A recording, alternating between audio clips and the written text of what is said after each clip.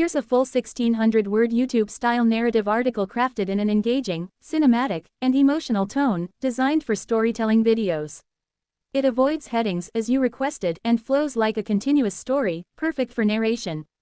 She never thought her life would change on an ordinary Tuesday afternoon.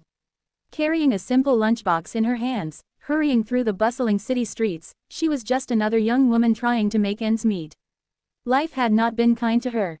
She had left school early to care for her younger siblings, working whatever jobs came her way, waitressing, cleaning, delivering food, anything that would bring in a little income to keep her family afloat. There was no time to dream, no space to pause. Every day was about survival. On that particular day, she was tasked with delivering lunch to a small office. The order wasn't big, just a regular client who had asked for something quick. She tied her hair back neatly, adjusted the straps of her worn-out delivery bag, and made her way across the crowded street. The sun was high, the traffic noisy, and people moved in every direction. She weaved through them, careful not to stumble. But fate had other plans. As she turned the corner, she bumped into a man.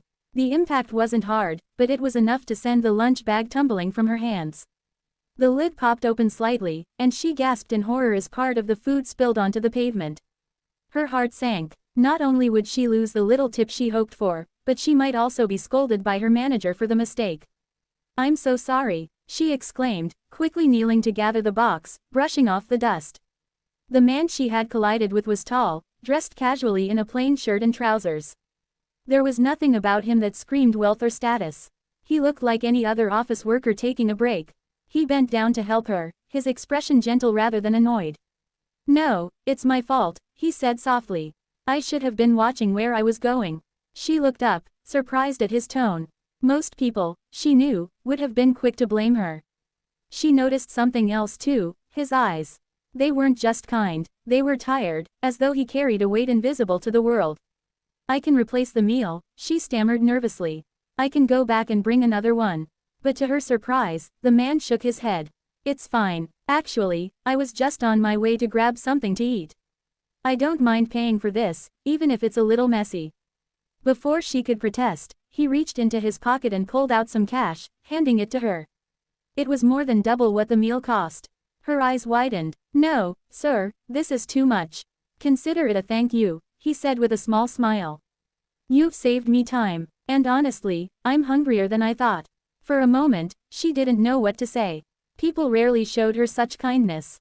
Most treated her like she was invisible, just another delivery girl rushing in and out of doors. She finally nodded, murmured another thank you, and turned to leave. But something in her heart made her glance back. The man had already opened the box and was eating right there on the bench outside the office building. She walked away, but the encounter stayed with her. She couldn't explain it, but there was something different about him. The next day, when she went out on another delivery, she saw him again. This time he was sitting at the same bench, waiting with a faint smile when she passed by. "Didn't expect to see you again," she said nervously. "I suppose it's destiny," he replied lightly. "I was hoping I'd run into you. Do you have another lunch today?" She frowned in confusion but realized he was serious. She opened her bag and checked. Yes, she had an extra sandwich order. He insisted on buying it, even giving her another generous tip. And so, it began. Day after day, whenever she delivered meals around that area, she would find him waiting. Sometimes he asked for a sandwich, sometimes a bowl of soup. But more than the food, it seemed he enjoyed talking to her. He asked her questions, not the kind that were shallow, but the kind that showed he truly wanted to know. "Do you study?" he asked one afternoon. She shook her head. "I had to stop school. My younger siblings needed me to work instead. My father is gone, and my mother is unwell." His expression softened. "That must be hard." She shrugged, forcing a smile. "Life is what it is. We do what we have to." In return, he shared little about himself. He never mentioned his job or where he lived. He always dressed simply, blending in with the crowd. She assumed he was just another employee from one of the nearby offices. But there was a quiet wisdom in the way he spoke, a calmness that felt unusual in the chaos of the city. Weeks passed, and she began to look forward to those meetings. He became a friend she hadn't expected, a listener, someone who didn't judge her for being poor or struggling. She noticed how he always encouraged her, telling her not to give up on her dreams. "You have a spark," he said once. You remind me that the simplest people often carry the greatest strength. His words stayed with her, giving her courage during the long, tiring days. Then, one morning, everything changed. She arrived at her workplace only to find the atmosphere buzzing with tension. Her manager was rushing around nervously, the staff whispering.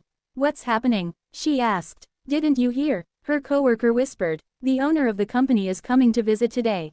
He rarely shows up, but apparently, he wants to see how things are running."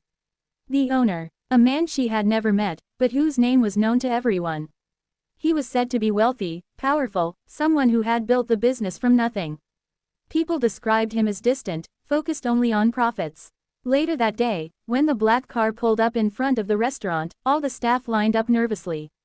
A man stepped out, adjusting his shirt sleeves casually. At first, she didn't believe her eyes. Her breath caught in her throat. It was him, the same man she had been meeting every day, the one who ate her sandwiches and listened to her stories, the one she thought was just another office worker. The manager rushed forward, bowing slightly. "Sir, welcome." Her hands trembled as realization struck. She had been speaking all this time to the owner of the very company she worked for. The man who could fire her, promote her, or change her life in an instant. He looked at her then, and instead of the formal, distant smile he gave the others, his expression softened into the familiar warmth she knew so well. "Good to see you again," he said gently, as though nothing had changed. The others stared in shock, whispering among themselves. She lowered her gaze, her heart racing. She didn't know whether to feel embarrassed, afraid, or grateful. All she could think of were the countless times she had spoken to him so openly, never realizing who he was. After the formal inspection, when the others dispersed, he approached her quietly. "I suppose I should have told you earlier," he said. "But I didn't want you to treat me differently. I wanted to know you for who you are, not for what you think I am." She nodded, still too stunned to reply. "I've seen how hard you work," he continued. "How you put your family first, how you never complain even when things are difficult. That kind of resilience is rare." Her eyes filled with tears. No one had ever recognized her struggles, not like this. "I want to help you," he said simply. "Not as charity, but because you deserve the chance to live your dreams. If you're willing, I'd like to sponsor your education, and ensure your family has the support they need. You've given me something priceless without even knowing it, a reminder of what really matters in life. Now, let me do something for you." She covered her mouth, overwhelmed. This was more than she had ever dared to hope for. All those nights she had prayed silently for a miracle, for something to ease the burden, perhaps this was the answer. From that day forward, her life began to change. She continued working, but now she also studied in the evenings, supported by his promise.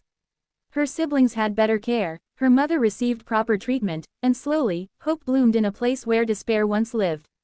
And every time she passed by that old bench, she remembered the day a stranger had sat down, hungry for nothing more than a simple meal, but who had instead found a piece of his own humanity reflected in her.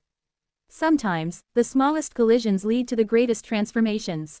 She had only been delivering lunch, but destiny had delivered her a future she never thought possible.